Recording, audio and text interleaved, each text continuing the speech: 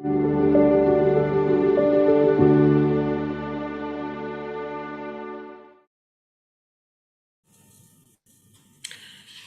and welcome to our roundtable discussion today. I'm Leslie Vinjamori. I direct the U.S. and Americas program here at Chatham House, and I'm Dean of our Academy. I am especially honored to be able to welcome you, Richard Atwood, to Chatham House. Richard, you are Executive Vice President of Crisis Group. For our audience, I'm sure that most of you are very well aware of the really extraordinary research that Crisis Group has done over many years now on conflicts around the world. This particular report, 10 Conflicts to Watch, is an annual report. It's very compelling. It's also just tremendously useful for those of us who follow violent conflict. It sort of draws our eyes to what it is that some of the leading experts in the field think is most important to watch in a particular year for a variety of reasons. It sort of moves us. It draws on deep knowledge of data sets and qualitative research and in-country research, but it draws our eyes to really important things. I should also mention that Richard has a regular weekly podcast called Hold Your Fire, well worth listening to. As you will see, Richard's based in Brussels. He's been with Crisis Group for many years in New York as well, covering all sorts of geographies and is just deeply expert on the subject. So Richard, welcome to Chatham House. We're on the record today. Let me start by just, I guess saying a couple of words about this year's report and asking you a question. We're going to talk with each other for about 20 minutes or so, and then open up to all of you to ask questions. So please do. The report is great because it starts out by reminding us that two things. One is that conflict, that war in particular, has declined. We know this on a global, by any global standard. If you look at the major databases, international wars have declined. And you note in particular that since 2014, violent conflict has declined if you measure it according to deaths.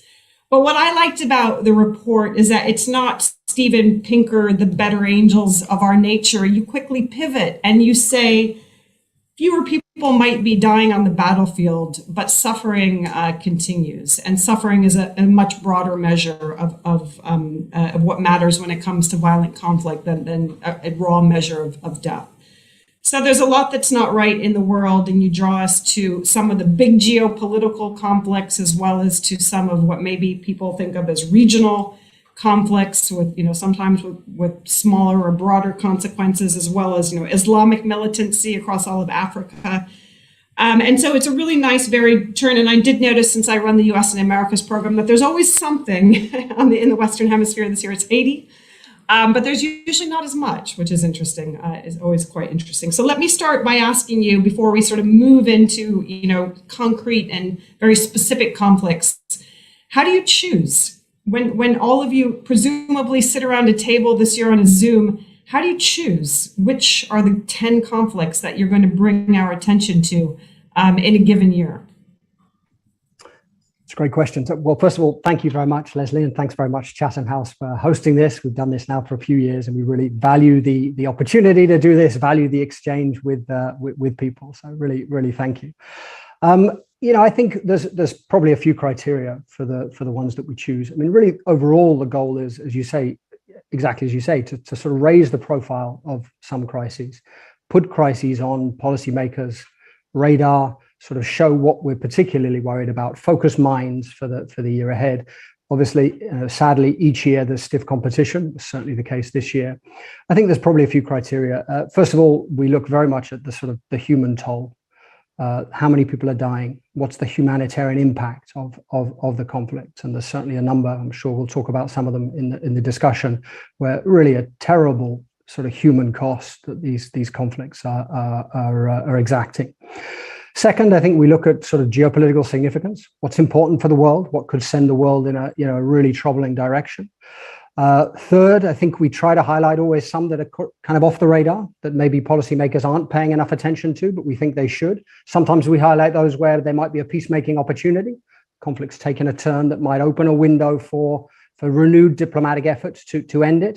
And then sometimes I think, as you said, we highlighted this year Islamist militancy in Africa, the fact that really Africa has become, in some ways, the center of gravity for fights against ISIS and Al-Qaeda linked groups. So sometimes like that, we identify that a trend that we think is interesting and that people should be paying attention to. So I think there's a few criteria. It's not a very exact science, I'll be the first to admit, but we sort of canvass our experts across the world. We talk with them about sort of why they think different conflicts should be on the list, and then try to kind of make the cut like that.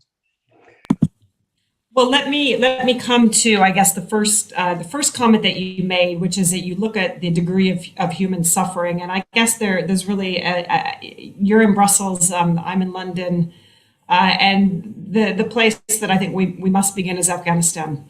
You say in the report that, correct me if I'm wrong, 23 million people in Afghanistan are now at risk of food insecurity and humanitarian suffering in this winter. So now, essentially, what's interesting is, the U.S. and NATO intervention in Afghanistan has clearly been going on for 20 years. I don't know if you've had Afghanistan in the report in past years. It's interesting that it comes to the fore now at a moment when the U.S. feels like it's not at war anymore. We saw how much grief and tension that caused for the alliance members, but really now you're sort of saying this is very long from over and there are things that need to be done. So maybe you could tell us a little bit about your thinking and what you're trying to highlight. What do you think is at stake? And what is it that you're trying to achieve with the focus on Afghanistan? Just in concrete terms, what is it that you want from the international community, from the US, from the UK, from other international actors on this particular conflict? Yeah, Afghanistan went from, I think last year and the year before, it was the world's deadliest violent conflict in terms of the people who were dying in battle deaths, the people who were dying in conflict. And again, the fighting sort of escalated in the beginning part of this year. Since the Taliban took over, actually violence is down. But the humanitarian situation is the worst right now, I think, in the world. I think Afghanistan's overtaken Yemen as the gravest humanitarian potential disaster in the world, and really there's a few things that have happened since the Taliban takeover that explain that. In essence, at its core, it's that the world has isolated the Taliban government since it took over. They have sort of shut off aid, and they have made it very, very difficult for the Afghan economy to survive. Now, the Taliban clearly shoulder a lot of responsibility for this. They've done very little since they captured power in August to endear themselves to donors. They've shown almost no sign of compromise since coming to power. The government that they appointed is pretty much purely Taliban. It's mostly Pashtun, the sort of their ethnic base. Very little representation, no women in the government. Obviously, they've closed down a lot of girls' education. They've severely curtailed women's rights. They've exacted in some cases, revenge on people who were fighting in the Afghan security forces before they took power. So the Taliban themselves clearly have done very little to make decision making in Western capitals easier. But I don't think we can overlook the lion's share of responsibility for the policies and for the humanitarian situation now in Afghanistan. The lion's share of that responsibility lies in decisions that Western leaders have taken since the Taliban took over. In particular, again, sort of trying to isolate the government, cutting off all development aid, freezing Afghanistan's assets. So I think there's 9.5 billion of Afghanistan's money frozen in the US, freezing the money in the World Bank that was earmarked for Afghanistan, another 1.5 billion. Not lifting any of the sanctions on the Taliban, which make it very, very difficult to deliver not just humanitarian, but even economic aid, and generally sort of making things very, very difficult. So what sort of happened in Afghanistan, the economy has collapsed. There's a liquidity crisis. There's no money in the central bank. People can't get money up. People can't buy food. The civil servants are not being paid. Clearly, the civil service was a big source of income, a big source of revenue for many people. And as you said, 23 million out of a population of 39 million. So it's more than half the country are reliant for their survival on humanitarian aid. I mean, the numbers are staggering.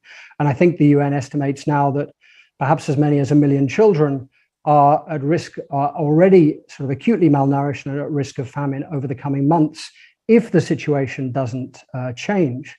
So what we would like to see happen, and again, we recognize that these are tough decisions and the Taliban hasn't made it any easier, but I think we would like to see some way of getting money into the Afghan economy. Now, if the US doesn't want to release all of the 9.5 billion of Afghanistan's money that it has, it's a difficult political issue for President Biden. We think he should release it, but it is a difficult issue. Some of that money is in Europe. Perhaps some of that could go back. Certainly the money, I think there's 1.5 billion in the World Bank that is earmarked for Afghanistan that was frozen. The World Bank released 280 million, but that's still far, far short of what's needed. So they should release more of that. They should look at sanctions, easing some of the sanctions. They eased some to allow for humanitarian aid, but they haven't eased enough of the sanctions. They need somehow to work out ways of getting the Afghan central bank or the financial system working. So there is humanitarian aid going in. The UN has just put out an enormous appeal. I think it's one of the biggest ever. Certainly the biggest appeal this coming year for humanitarian and economic support. There is some humanitarian aid going in, but it's not enough. And even if it were enough, Afghanistan is not going to survive. Afghans are not going to survive the winter on humanitarian aid alone. Somehow you need to prop up the economy. Somehow you need to prop up the healthcare system, the education system, measures to protect against food insecurity. You need to get some parts of the state working again. Now, I don't think that means inevitably, to some degree, that means working with some ministries in the government. Doesn't mean recognizing the Taliban government at the moment. That's not on the table. But it does potentially mean working through some Taliban ministries. Again, politically very difficult. But the alternative, frankly, right now, the alternative is that potentially millions of people, millions of innocent Afghans starve over the coming months. Now, it's not the Taliban that is suffering because of this. I mean, this is punishment for the Taliban, but it's ordinary Afghans that are bearing the brunt of this. The Haqqanis are not going to starve. It's going to be ordinary Afghans that bear the brunt of this over the winter. And we'd really like to see, I think people recognize this in Western capitals. They see this, but this decision-making is not moving quickly enough, and people don't want to take the hard political decisions and sell it to their legislatures, sell it to populations that are understandably appalled by some of the Taliban's behavior. But I think we're really very, very worried by the months ahead in Afghanistan, unless there's a much faster change of policy than appears on the cards at the moment. Afghans are really in for a terrible few months ahead. I mean, some estimates, the UN estimates, I think that over the coming months, more people could die through hunger, starvation, than have died in the last 20 years since the US ousted the Taliban in 2001. So the figures are phenomenal. It sort of reinforces the point you made that battle deaths are only part of the story. The human toll of conflicts and the human toll of sort of these geopolitical standoffs is often much graver than the battle deaths suggest. I mean, the thing I've always liked about Crisis Group, and I guess it comes through both in what you're saying about Afghanistan, also Myanmar and other places, that there is a pragmatism. You've clearly made the very strong humanitarian case, but in doing that, you're also pushing back against some of the bright red lines that perhaps President Biden feels he has to abide by, or some who are more reluctant to engage with. They see, opening up the humanitarian gates as being wrongly in my view, but many people would say is, kind of giving the ghost away when it comes to the human rights question. But you have, as an organization, I think, correct me if I'm wrong, been quite pragmatic in your approach, more so than, say, and I don't know if you conceive of yourself as being a human rights organization or not. I'm sure it's a debate internally, but it seems like you tend to take the pragmatic line on questions of engaging in conflict. But maybe you can answer that and take us also into the domain of, how that question and those debates play out in another case you talk about, which is Myanmar. I can. I mean, I should say first of all that I think all the human rights organizations are also saying that the West needs to pivot and change its policy to keep Afghans alive over the winter. I don't think necessarily that the pushing the Taliban to moderate their position, to respect the rights of women, to do some of the other things that many Afghans and that Western governments would like them to do. I don't think that's necessarily inconsistent with the idea of giving the Taliban, of easing the humanitarian plight of Afghans over the winter. I think, I don't know, there was a podcast the other day on the Guardian daily podcast where they interviewed some of the Afghan women parliamentarians that have had to flee the country. They're now in Greece, and they're advocating very strongly for the rights of women in Afghanistan. I mean, they clearly, they're closer to it than almost anybody. But they're also saying that the West should release the money, that the West has to take action to stop people starving to death over the winter. So I don't think, of course, there's going to be compromises, and of course it will entail working some cases with the Taliban and hopefully pushing them to compromise while you're working with them to ease the humanitarian plight. But I don't think the two are necessarily inconsistent with one another. I mean, on the broader question, this is something we grapple with in many places. I mean, how do you get humanitarian aid into countries where there's a government that you don't want to work with? There's a government that's extremely repressive. How do you do it without strengthening the government, or without putting the people that you're trying to get aid to, or putting the local organizations that you're trying to work with to deliver aid? How do you get that aid in? I mean, it's a problem that we're grappling with in Myanmar as well.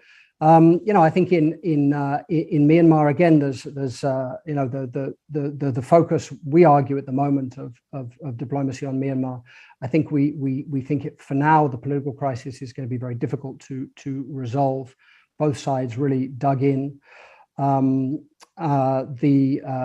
way to resolve it is through ASEAN. It's reinforcing ASEAN. It's working with them to sort of reinforce their diplomacy. But the focus at the moment has to be getting aid in and trying to prop up some of the state functions that have completely collapsed since the military seized power, and then crack down on the resultant protests. So that should definitely be the focus for now in Myanmar.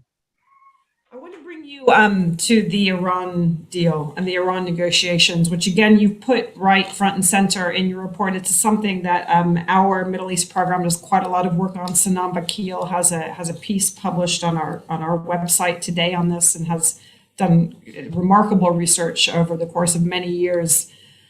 There seems to be a lot of skepticism about whether there's any way to get a new deal, to keep a deal alive. Where do you come out on this? What pressure are you trying to, again, by putting it in the report this year at this point in time? What is it that you are hoping to achieve?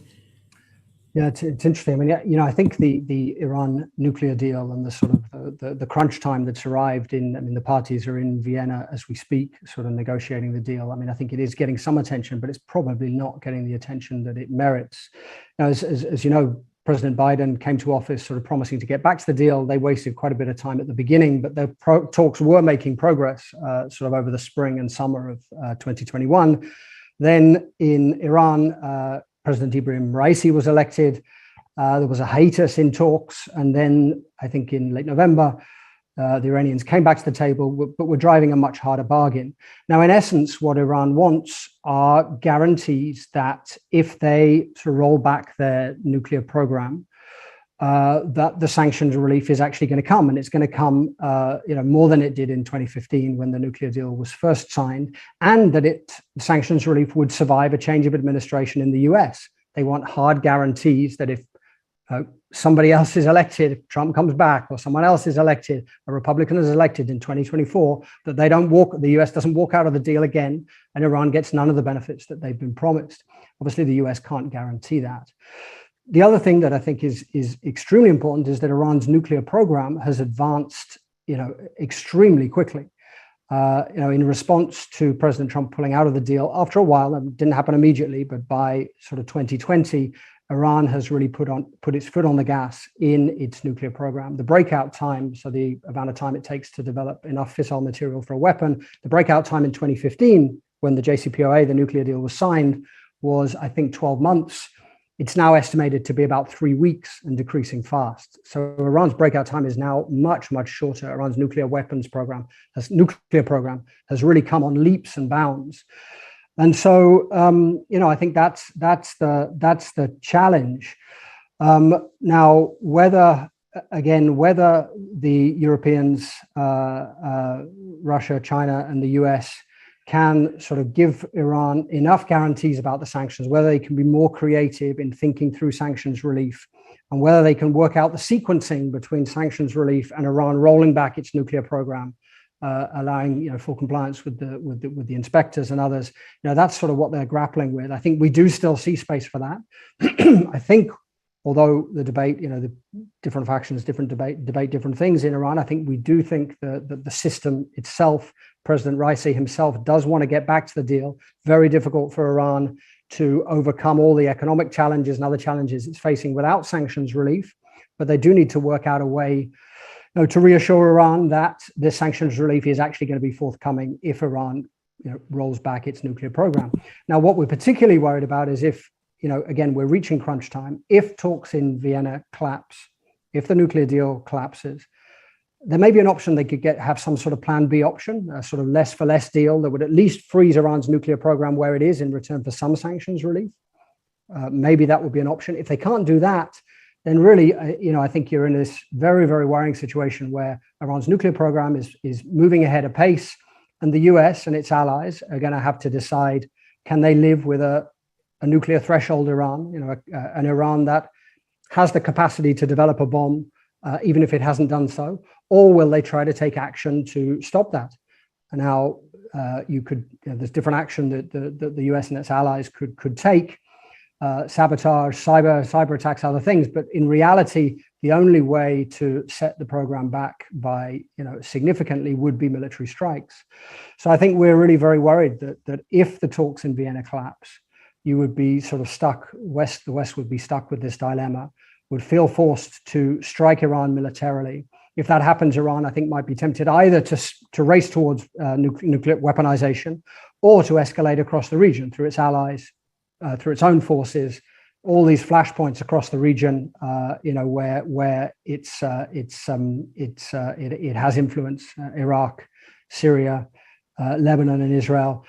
All these places, all these potential flashpoints, Iran could potentially escalate across the region, leading to this sort of escalatory cycle that to some degree we were worried about under Trump, but much more extreme, because now the nuclear weapons clock is ticking in a completely different way. Well, in part, because of the actions that the U.S. took under the leadership of President Trump. One of the really interesting things about, where we've traveled so far in your, it is a, one hates to be glib because it's so extraordinarily difficult for the people who suffer in these conflicts, but it is a sort of tour of really some deeply grave conflicts. But the first that we've talked about are sort of, in one sense, localized conflicts, obviously with regional implications, where the external powers or the great powers have considerable influence. But this year in your report, there's such a strong sense of major power tension and conflict and a geopolitical overlay. You talk about the US and China, but of course, where I want to take you, because it's what we're all watching minute to minute right now before we open it up to the audience, which we're going to do in just a couple of minutes, is Ukraine. And, just before I logged on to speak with you, I was, a whole another round of debates about, what will the US do? What will the so-called West do if Russia makes a move? We saw what President Biden said last night. You and I spoke about that this morning. And correct me if I'm wrong. I think you said there aren't very many good alternatives, but there do need to be some alternatives. So you've put it again right there on the map. It's the obvious one to put on the map. How significant? What do you anticipate? Do you have a unified position on what you're sort of calling for in this case?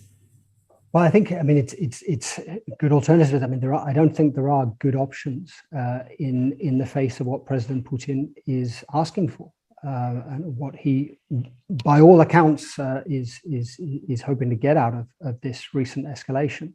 So, what tomorrow, Secretary of State Tony Blinken will meet with his Iranian counterpart Sergei Lavrov in Geneva, and let's see what comes from that. But President Putin has made his demands fairly clear. He wants two things. One is the implementation, as Russia understands it, of the Minsk agreements in Ukraine, which, as Russia understands it, means a much greater degree of autonomy to separatist-held areas, which would effectively give them, and effectively therefore give Russia, a veto over Ukrainian foreign security policy.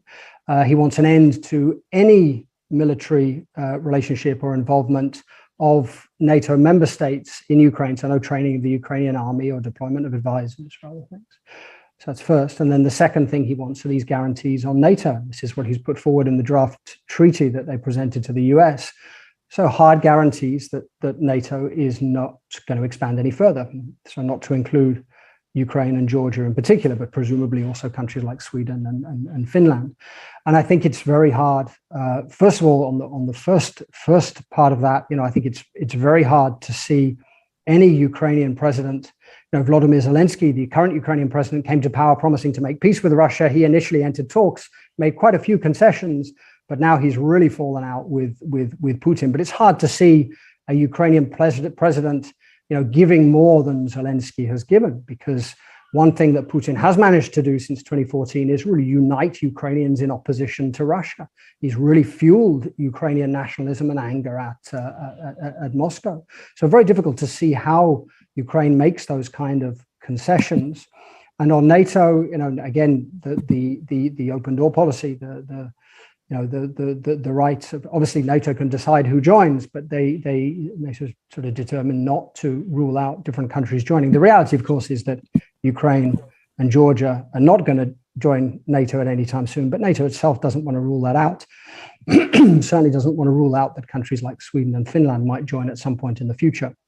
So I think it's very hard to see how President Putin gets enough of what he wants to step back. So I think we really do see, certainly this is, we don't see this as a bluff. Certainly we do see, the Russians have been mixed in their signaling, but we really think it a real potential that in the coming weeks, Russia escalates. Russia's already militarily involved in Ukraine, of course, but escalates its military involvement in Ukraine to either sort of heap more pressure on Zelensky or pressure, as you say, the so-called West, or to simply try and get some of what he wants. Now, what that would look like is, there's different options. The military buildup, more than 100,000 troops or near the Ukrainian border, plus now these military exercises in Belarus, gives President Putin lots of different options. So what the military intervention would look like, I think, is unclear, whether it's just more backing to separatists so that they put pressure on front lines, try to move front lines in Donbass forward,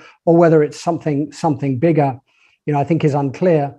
I think what makes the danger even graver is that President Putin and many around him, I think, underestimate this sense of Ukrainian hostility outside separatist-held areas to Moscow. I think it genuinely underestimates that. He doesn't realize how fierce the Ukrainian military is. Certainly no match for the Russian military, especially once you factor in Russian air power. But there's going to be enormous resistance from Ukrainians, to enormous hostility to any sort of bigger Russian form of Russian intervention. So I think, that we are extremely worried about that. In terms of no good options, I think broadly speaking, President Biden unfortunately sent some slightly mixed signals, which were walked back last night. But I think broadly speaking, the administration, Western powers have largely done the right thing, which is to make, not continue with strategic ambiguity in essence, but be very, very clear. This is what we're going to do, not pretend that they're going to start a war over Ukraine, which they're not going to do, but be very clear with Putin that this is what we are prepared to do. And that means ratcheting up enormously the sanctions, so much more biting sanctions on Russia's economy. It means potentially a buildup of NATO troops on NATO's eastern flank, which Putin really doesn't want. So it's those type of threats. But in reality, whether that's enough to deter Russia, I think is unclear. I mean, clearly this is the flashpoint that we're most worried about as things stand today. Thank you, Richard. I'm going to come and take a few questions from the audience. We will carry on our conversation, but it is very interesting. And what I appreciated what you said. It's clearly a very dramatic and immediate situation, and yet, and I think this tells you something about the summer and the trauma that it's caused, not only for people in Afghanistan, but for all of those who feel responsible or aware of, or just deeply disconcerted by what's happened. There are a lot of questions here about Afghanistan. So let me start by asking Sunita to ask her question. Sunita, are you able to ask your question? Yes, thank you for holding this talk. I'd like to ask, what happens if the US does release the money? How can Washington be sure it goes to the Afghan people and is not used by the Taliban for its own nefarious purposes? Leslie, should I come in straight away? Or yeah, I'll let you go ahead and take that, and then I'll come back to you with a few more. Sunita, I mean, that's exactly the right question. I mean, there's no doubt at all that that is exactly the right question. And, you have to also think of the optics of some of this for Western leaders.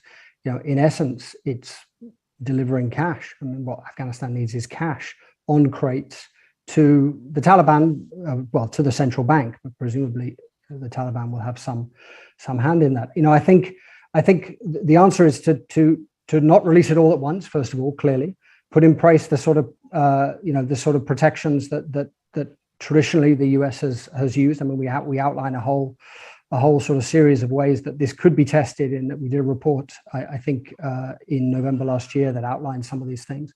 But I mean, clearly you're not talking about releasing all the money at once and giving it straight to the Taliban. You're putting in place potentially some sort of supervision of the central bank, potentially some sort of sign-off authority. You're really looking at how it's going in and how it's being spent. So I think certainly, the part of the answer is to give it partially and test the waters. And I'm not pretending there's easy or clean answers, and I'm also not pretending that a side effect of it may be to entrench the Taliban. But I think we should also be clear that the Taliban at the moment are not suffering the Taliban leaders certainly are not suffering the humanitarian crisis. Their grip on power has not been threatened by this humanitarian crisis. There's no challenge at the moment to their hold on Afghanistan. At the moment, that may change, and certainly there's plenty of resistance, plenty of anger brewing. But at the moment, there's no challenge. So I don't think you're potentially sort of empowering a movement that otherwise would be about to fall. I mean, that's not the reality. At the moment, the Taliban is there, and little suggests that its hold over Afghanistan is going to change.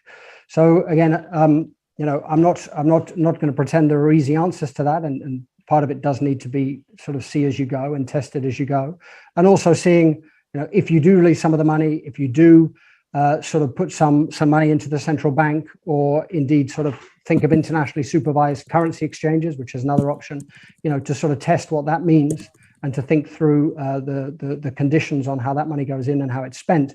But at the moment, those sorts of the sort of thinking that would be required to do that, at the moment in Western capitals, it's just too slow. It's not happening fast enough. And so what we really urge is, that some of this, the policy needs to move much, much more quickly than it's moving at the moment. Thank you, Richard. That was great. Just so you know, there were a few people. John Osman asked a similar question about what structure you could distribute money through in Afghanistan, presuming, he says, I presume existing NGOs if they still exist, but that doesn't seem to be the answer based on what you've said.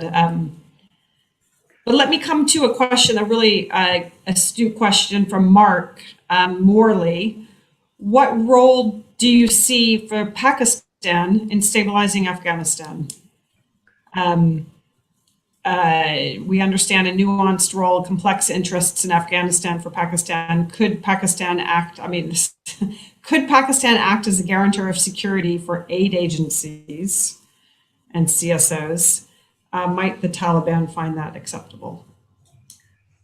It's a great question. I mean, Pakistan is obviously in an interesting position at the moment. I mean, in principle, the Pakistanis wanted a settlement between the Taliban and the Afghan government that sort of legitimized the Taliban as part of the power structure in Kabul. I don't think, at least formally, the government, top levels of the military, wanted the Taliban to take power by force and then be ostracized and sort of cut out of the international system isolated in the way they have been, that doesn't serve Pakistan's interests. It serves Pakistan's interests to have the Taliban empowered as an ally in Afghanistan, but not ostracized and isolated in the way that's happened.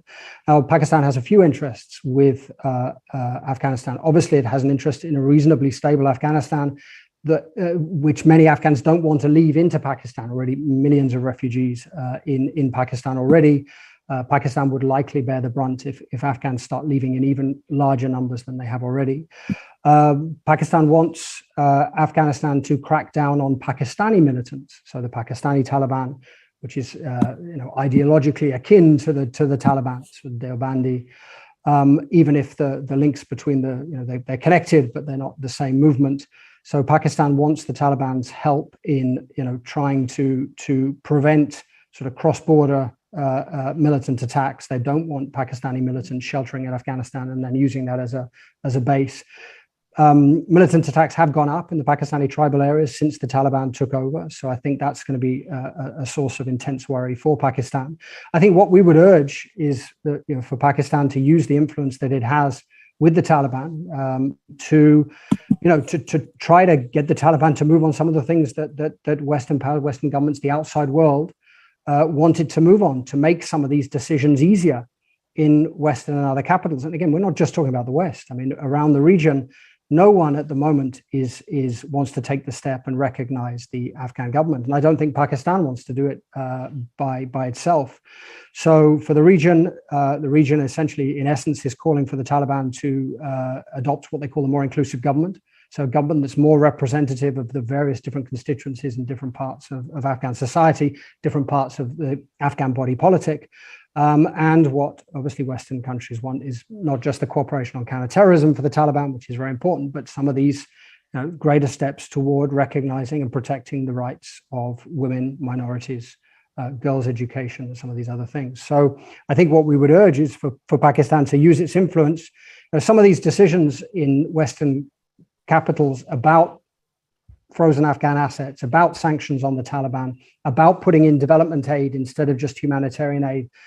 These would be easier decisions to take if there was some sign of movement from the Taliban, or at least more signs than there have been already. So I think in that sense, Pakistan's role is in pushing the Taliban in that direction is extremely important. It's not easy. At the moment, the Taliban, really their main constituency at the moment, as far as we can tell, the Taliban's main constituency is the Taliban itself. They're focused on keeping the movement together. And for now, that means that the pace of some of the changes is some of the changes and some of the things that people would like them to do, the pace is very, very slow as well. Richard, I'm going to come to a question that's about silences in the report, and I'm sure you get this all the time. Why wasn't this there? Why wasn't that there? But before I turn to Philip Chenery, I would say this is a conflict that when I have listened to those who have negotiated, worked on this conflict over many years, they've said this is the one that keeps them awake at night, because if it didn't go well, it could go very, very badly with grave consequences. So Philip, with that lead in, let's hear your question. Oh, thank you very much for the discussions so far. They've been absolutely fantastic. I just had a question. Yeah, why did the North Korea, South Korea conflict, US is obviously there as well, not make the cut in the list this year? What would it take to get there? Oof, it's a great question. And I mean, the short answer, Philip, is that we sort of talk to a lot of people, and then within our team, and we sort of weigh the dangers compared with others. And the short answer, it didn't make it in because we only had 10. I mean, we could easily have added it. There's lots of others we could have added as well. I mean, Lebanon, the country we're extremely worried about, but didn't make it in. Parts of Latin America that have felt the impact of the pandemic, where social orders are really under strain, also didn't make it in. Iraq itself wasn't in. So, I mean, there's a lot that didn't make it into the list. North Korea was, or the standoff between Pyongyang and Washington was in our list in previous years when President Trump first came in and was sort of escalating against North Korea. It was sort of the fire and fury era. There we felt that it was in, and there really was a danger that things could escalate. I think it's not, we didn't put it in this year. I don't want to rule out that something happens this year, but I think we feel that things are not quite where they were back then. But it's I find myself wanting to ask you, Richard, whether, on this question, whether there's some part of you and your colleagues who feel like deterrence is working, like North Korea's achieved its ambitions and it, has sort of got its nuclear arsenal and everybody's in check.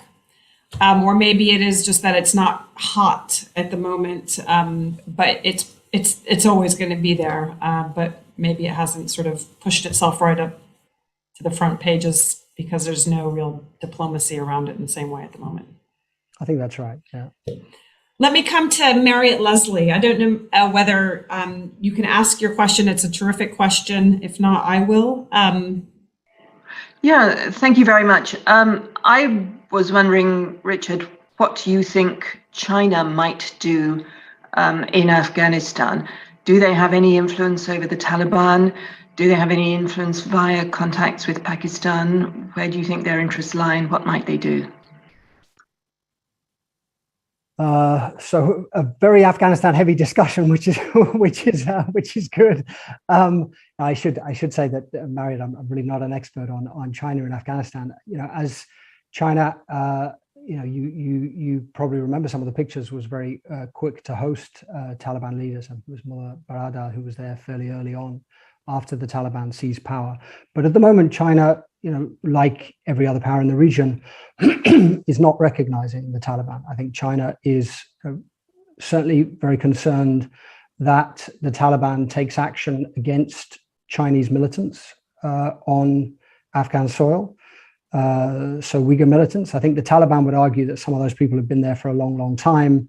The Taliban, I don't think the Taliban are going to sort of lock them up or anything like this. I think what the Taliban's hoping to do is that they will ensure that they don't, or what the Taliban will present to the outside world is that they will ensure that foreign militants that are based in Afghanistan, some of whom have been based there for a long time, some of them have quite close relations with the Taliban hopes to guarantee to the outside world that they won't allow those militants to plot attacks abroad, to use Afghan soil for plotting attacks abroad. So I think that's one concern of China. And the other thing that China has been pushing for, like Russia, like other countries in the region, is what they call a more inclusive government. Now, more inclusive from the region probably doesn't mean representation of women. It probably simply means that more of, again, sort of the Afghan body politic is represented in the government.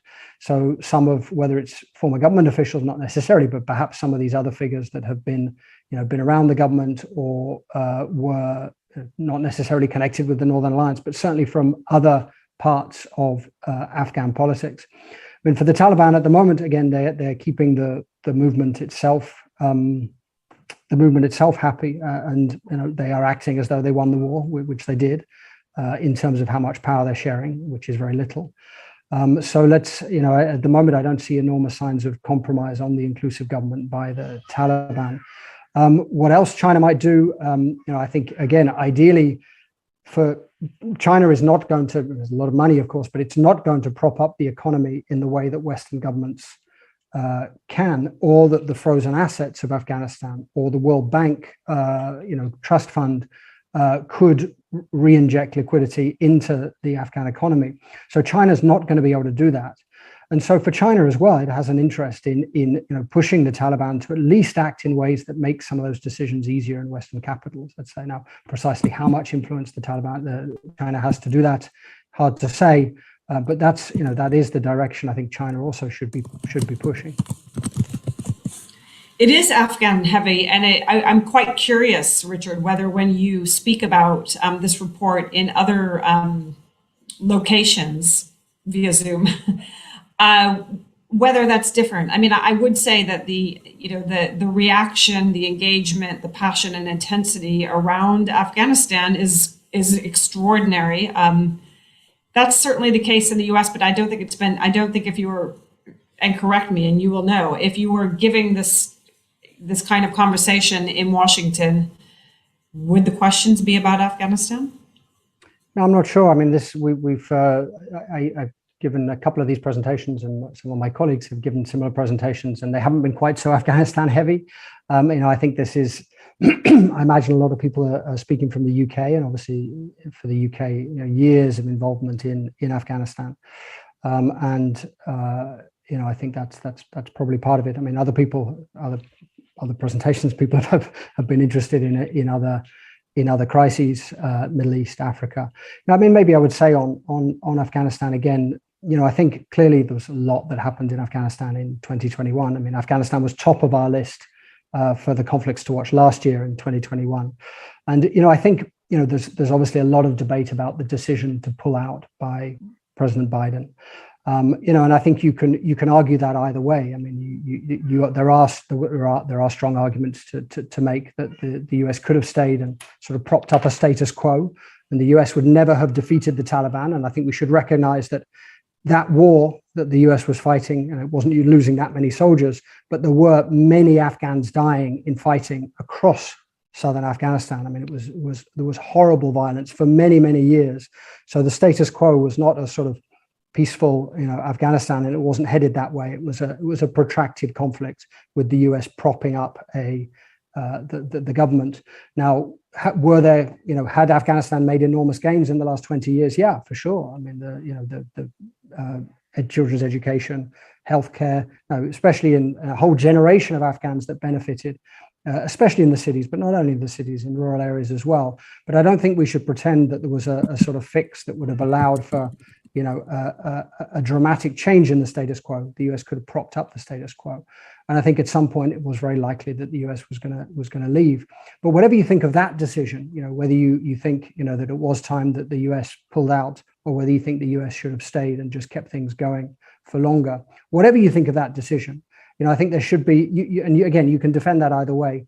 What I think is much more difficult to defend is, first of all, the planning for the decision, the Taliban takeover. It wasn't maybe the most that quickly. It wasn't maybe the most likely scenario, but it was certainly a scenario. And the fact that there wasn't better planning for getting Afghans who were vulnerable out, for helping Afghans that needed to leave, for a more orderly handover of Kabul and transition. The fact that those plans weren't made, I think, is much harder to defend. And what's even harder to defend is the policy now, that having created over the last 20 years a state that's entirely aid dependent. 75%, I think, of the Afghan government's budget before the Taliban took over was dependent on development aid. Having created an aid dependent state, you can't then, because the Taliban take over, cut off all aid and leave it like this. I mean, somehow that transition has to be managed better. And I think at the moment, the focus of Biden's mistake in Afghanistan was the pullout and the messy pullout and the way it was done. I think that's right. He's taken a big hit for that politically. But over time, over the coming months, if millions of Afghans die of starvation largely because of policies taken in Western capitals, that's going to be the stain on Biden's legacy and on other Western capitals as well, as much as the pullout. So, again, this should be something that's getting more attention than it is at the moment. So I think I'm very happy that we got the opportunity to talk about that in this discussion. I mean, you have a difficult role. 10 extraordinary conflicts. Many of our members want to ask you about conflicts that aren't on the list. But it is really nice to be able to hear you engage so deeply on a conflict that's so important, and where the crisis looms from a humanitarian perspective. We have a question from Kieran O'Meara, who I believe will speak. And if not, Lauren's going to ask the question for Kieran. Let's hear from Lauren. Thank you, Leslie. I think I'll jump in quickly. So Kieran's question is, in the past 2 or 3 annual 10 conflicts to watch reports, climate change has featured as the 10th. In the year of COP26, what made this year different so as to be excluded, given that its inclusion was always a point of query? Yeah, it's a great question. I mean, actually, it was in this year's article. I mean, it was in this year's list. We just put it in the intro as one of the thematic issues that overshadowed a lot of the others. It was in last year's list as a dedicated entry. It's the first time we'd put a sort of thematic issue in an entry, and that was just to give the issue sort of emphasis. But we did mention it this year in our intro, and I think the reasons for that are clear, as you say. Part of it's COP26, but also last year, for all the terrible geopolitics and the difficult humanitarian situations we talked about, perhaps the most worrying trend of the past year was the weather. It was a year of storms and flooding and heat waves and fires and droughts. I mean, there was just it's sort of ever starker illustration of what the climate crisis means. Now, sort of what it means for conflicts is complicated. There's pretty robust modeling that suggests that every half-degree rise in temperature increases the risk of conflict in a country by 10 to 20%. Now, that may even underestimate it, because you imagine that rise in temperature happening across all the world at the same time, and the potential for one country going into conflict that's spilling over into neighboring countries. The other sort of particularly worrying statistic is that of the countries that are most vulnerable already and will be most vulnerable over the next 5 years to changing weather patterns, at least half of them are already conflict affected or conflict prone. So it's the most vulnerable countries that are going to be on the sharp end of this. And we're seeing already how changing weather patterns, how climate change has worsened some of the humanitarian suffering that we talked about. We've also seen directly how it's fueled population movement. I mean, in the years ahead, I mean, things may change in decades, but in the years ahead, the main link between climate change and conflict will be related to population movement. And obviously, it's quite difficult to predict what population movement means for instability in areas where people go to. It can have very different impacts depending on how governments, how politics are able to absorb new people. But we've already seen, I mean, as people probably know, across parts of the Sahel, across parts of this belt of Africa, we've already seen sort of rising tensions between people grazing livestock and people who are settled. Just a couple of years ago in South Sudan, people fleeing flooding to Equatorius, many people went and worsened the sort of instability in Equatorius region, this sort of holdout region of the conflict or what was at the time a holdout region of the conflict in South Sudan. So I think we're already seeing the potential impacts of this. So the fact that it wasn't an entry in itself, and we instead highlighted it in the intro, wasn't sort of any reflection of the fact that we're not extremely concerned about it. I mean, we are actually. One of the things, I think maybe potentially one of the, if there is any sort of good news, it's that it is becoming more accurate forecasts of what changing weather patterns are likely to mean for different parts of the world are now available. So it is in principle possible for governments to better prepare. But of course, governments need to be able to do that. They need to be able to manage, again, population movements, conflict management systems, resource sharing systems. They need to have the capability to do that. And unfortunately, in parts of the world that are most affected, that's where governments most struggle to do those sorts of things. So again, it's certainly not a reflection of the fact that we're less worried. I mean, arguably, we're more worried this year about the potential implications than we were a year ago. And thank you for saying the word politics, because of course it's not just simply about capacity and capability. It's so often about politics in the situations. Lauren's going to read out one more question, and then I'll come to you with a final question. Lauren, let me turn it to you. Thank you, Leslie. I'm reading out the question from Catherine Korczak. Do you see a change or weakening in the Russian power position versus China as a result of the Ukraine standoff? I mean, I think it's early to say. I mean, Russia in any case is, China is a behemoth. I mean, China is its geopolitical weight. I think is far greater than that of Russia. I mean, Russia is more interventionist. Putin plays he plays a different game. He's sort of nimble in his interventions, and I think what people say is that he plays a weak hand well. I'm not sure that's completely accurate. And I think, a power that Russia is to some degree in decline, but it's still extremely important and can do, a lot of, can cause a lot of problems. So no one should underestimate Russia's influence. But I think to compare, China is a power of a completely different proportion. I mean, China is a power that can genuinely compete in terms of its economy. Still, the US is preponderant, of course. I mean, the US power, US alliances, its military might. The US is still by far the most powerful militarily and through its alliances country in the world. But China, is fast becoming more powerful. I think it's too early to say what the implications of the Ukraine standoff will be for Russian power. I think we just don't know. I mean, we could be looking at something very, very different in a month's time related to the Ukraine crisis. So I think it's quite hard to foresee that as things stand now. Richard, there's so many questions, and there was a very good question on Israel and Palestine. There were questions on Taiwan, even though it's not in your report. Israel, Palestine, of course, is.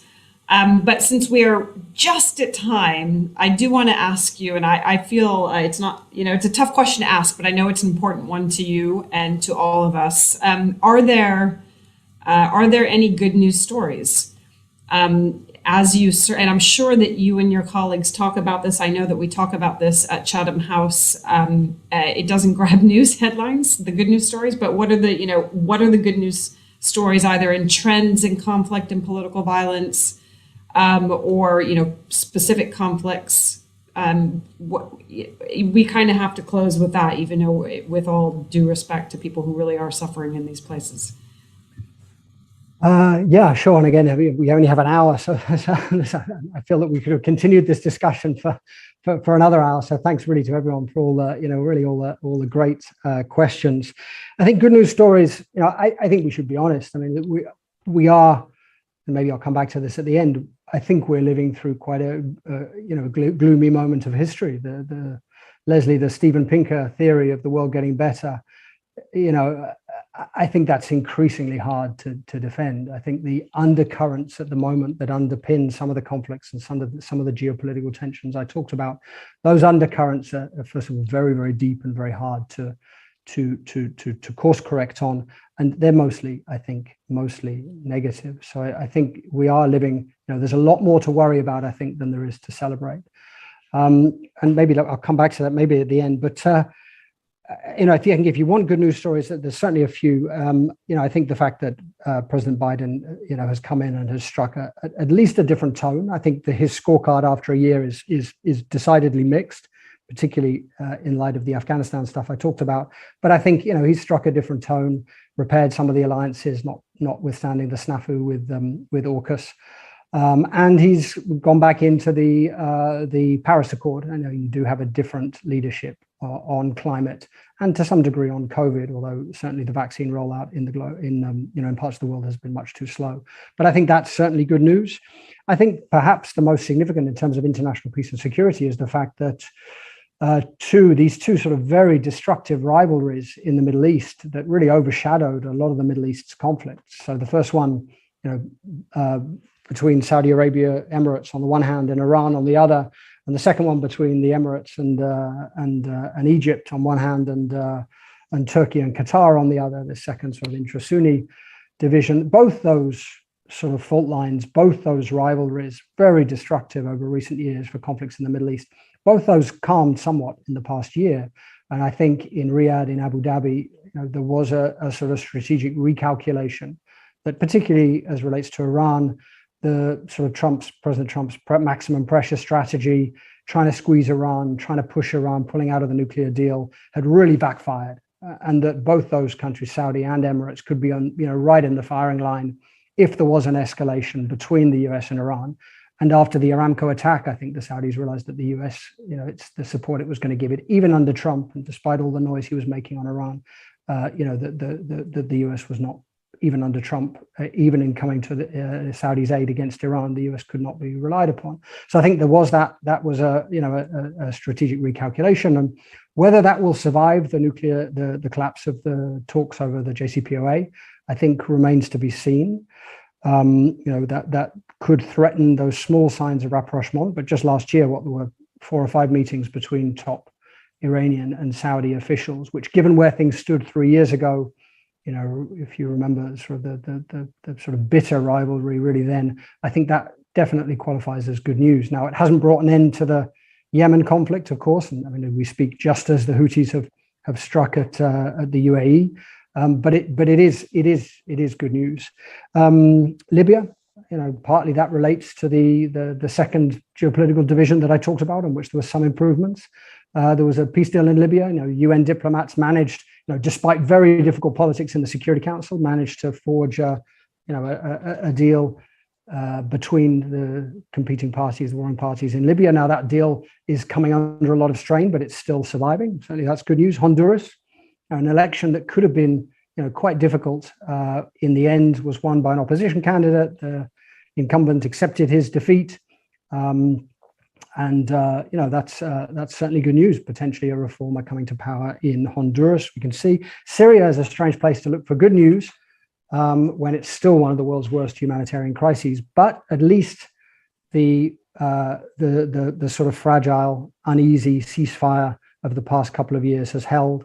The Syrian regime, with Iranian Russian support, hasn't gone into the northwest, into Idlib, which would create an even worse humanitarian situation, hasn't gone up into the northeast, the Kurdish-held areas. So there is this fragile ceasefire that's holding in Syria. Now, it's certainly not a sustainable peace. The country is not on a road to recovery, nothing like that. But at least the astronomical numbers of people that were dying a few years ago in Syria are not dying. Maybe just the one for Crisis Group, the one wonderful piece of news was that our colleague, Michael Kovrig, of course, was released, had been detained by the Chinese for approaching 3 years, December 2018. So he was released, which was, I think, the best news that Crisis Group could possibly have hoped for last year.